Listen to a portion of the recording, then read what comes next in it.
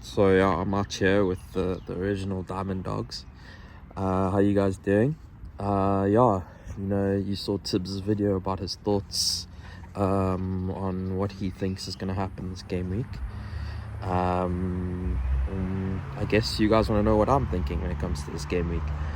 So looking at the fixtures this game week, Arsenal are up against Nottingham Forest, so that's going to be a very interesting matchup. I'm wondering if it's a good time to be on on an Arsenal defense, but it could be, because looking at it, we're looking Odegaard's coming back. We've got, I think when it comes to looking at Bukayo Saka's definitely in for this game week. I think I know that it is preliminary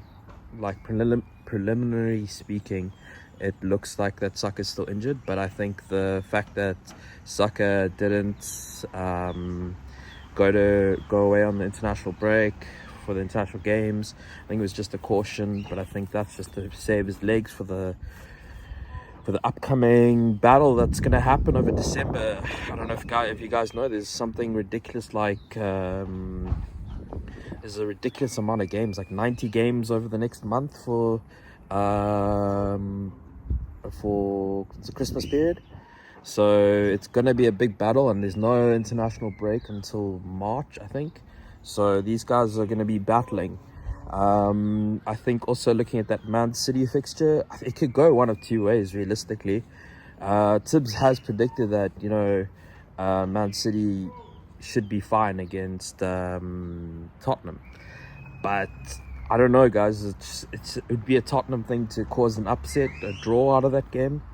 It just depends. I'm very interested in seeing how it goes. When it comes to the matchup there, yeah, the Van der Ven looks like he's out. But also at the same time, Haaland, it just depends on if KDB is playing. I think for me, if he's playing a full game, and it could be bad for Tottenham. It could be a high-scoring game, so I think maybe Haaland's a good captaincy option. But I also think another sneaky good captaincy option this game week might be Bruno Fernandes, because United are playing Ipswich under their new manager, and who would have thought, like, new manager, there must be a bounce coming in. Everybody's so excited about this guy. We've seen that Bruno Fernandes is been getting back to his best with the way that United are currently trying to play, and the way they're going to be more attacking, open-minded. So it could be a captaincy option for this game week, I think, because looking at the Arsenal game, you could make the shot for Saka, but I don't know. Again, I'm just taking a guess. It's a prediction that I think Saka will play, but who knows? Chris Wood. For those who own Chris Wood, I think you guys need to kind of think about moving away from him. Realistically, yeah, he's great. But how honest can we be about the fact that this man is gonna perform on the same level from now until the end of the season, or even till the end of this month? Because there's a lot of games. Man's also old, so there's a bit of rotation that's going to happen probably. So let's see. I don't think he's the best option in terms of cheap forwards. I think looking at, actually, I'm sitting on Danny Welbeck, so I think I might even be thinking about moving to João Pedro, to be honest, because even João looks like, he looks like he could be coming into his own again, and Danny Welbeck could be kind of coming out of the team or losing favor in that team. So I do think it's a possibility. What else can we... So yeah, when we're looking at this game week, we kind of looking at also Chelsea Leicester could be quite an interesting fixture with Cole Palmer. And we can look at how good that could be. I think Leicester, when it comes to defense wise, I don't think they're the strongest.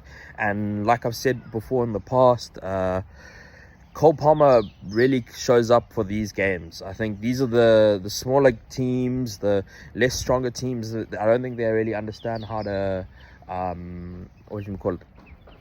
I don't think they really understand how to lock him up. So I think, yeah, Cole Palmer. It could be a Cole Palmer haul this weekend as well. That's another big man that we can take a look into. I think that, I don't know, on paper it looks like Chelsea should win it, but Chelsea could do Chelsea things. They've not. I think that's the biggest problem with them currently, is that they're not consistent. So it's difficult to say what's gonna happen, but I do think if I was a betting man, which I am, I would definitely bet on Chelsea to score some goals this game week. Also, when you're looking at the Brentford game this game week, for those who have Vissa or Mbeumo, I think for the Mbeumo situation, look, I think when you're looking at Mbeumo, you have to be understanding of the fact that Vissa is back, and with Vissa being back, he's not playing so far forward, and with regards to that, maybe it's time to move from Mbeumo to someone else. I mean, Mbeumo is expensive also, so there is money in Mbeumo that you can upgrade him to someone.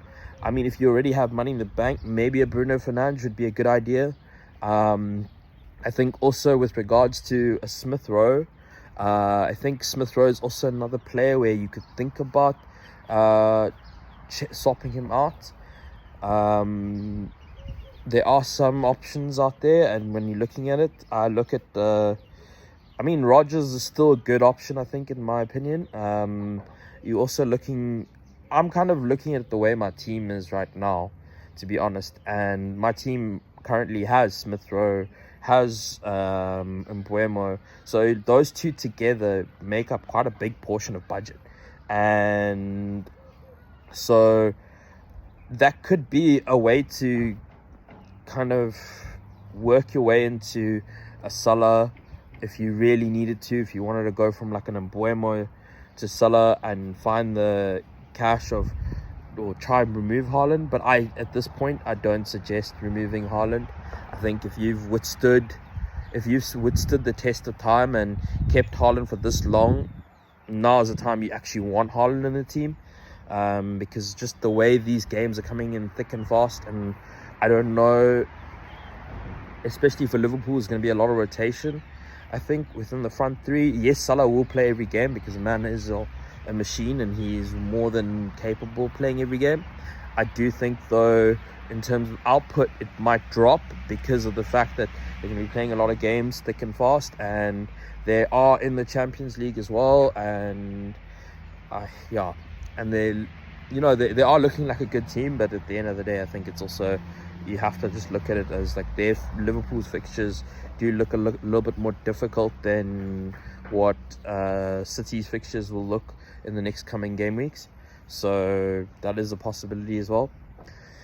Also, the Liverpool might, I don't know, am I speaking as I have copium or hopium, considering that I want Arsenal to maybe have a chance to win this league, that I want Liverpool to falter in the next month? It could be, but there has to be a point where they start to drop off in form. And because if they don't drop form in this month of like the amount of fixtures that they have, then you can definitely say that they're winning the league. So I'm betting on the fact they do drop form in the next few weeks. So yeah, that's why I'm gonna go with keep Salah out, but that could be copium or hopium. You know what I mean? So these have kind of been my thoughts that I've been thinking about when it comes to fantasy over the international game week. I have been looking for maybe a better defender than looking for newer defenders. So if you guys have any ideas, let me know, because this is a community. At the end of the day, we're here to help each other, or help me, because guys, I'm struggling this season. So let me know. And yeah, I hope you guys enjoyed it. Peace out. Diamond Dogs.